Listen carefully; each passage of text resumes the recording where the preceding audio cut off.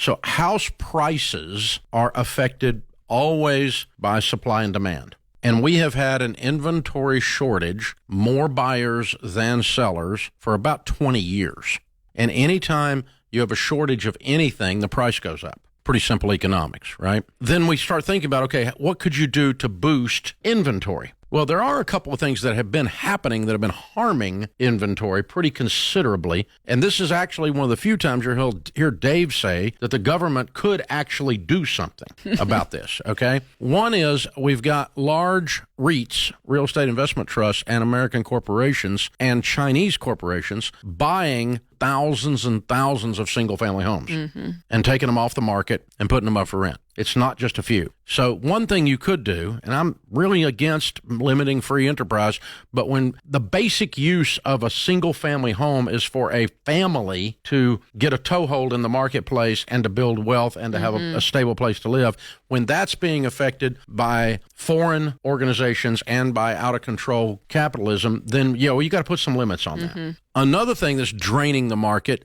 is Airbnbs. Tens of thousands of single-family homes, condos, they're bought by people at unrealistic prices only because they're turning them into a hotel. And they're making tons of money, and people are buying 8, 10, 20, 15 of them at a time. And that did not exist 20 years ago.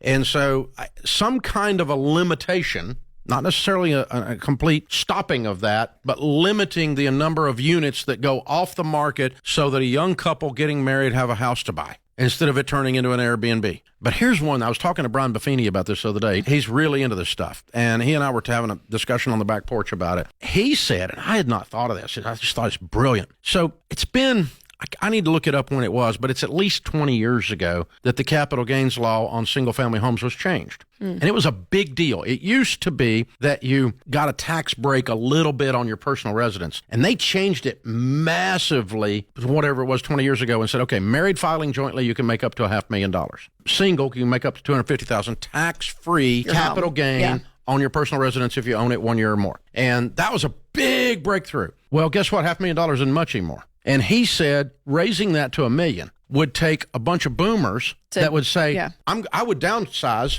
but I'm going to have to pay so stinking much tax that I'm not going to downsize. And see, if that level will sell, the next level sells to move up into that, and the next level below that moves up. You create a domino down the price points. And so giving $1 million exemption instead of a $500,000 exemption, and even do it on all small ownership. So if you had 2 rentals and you wanted to dump them, and you can make up to $1 million, you dump those back into the inventory pool for that sweet young couple to have a place to buy.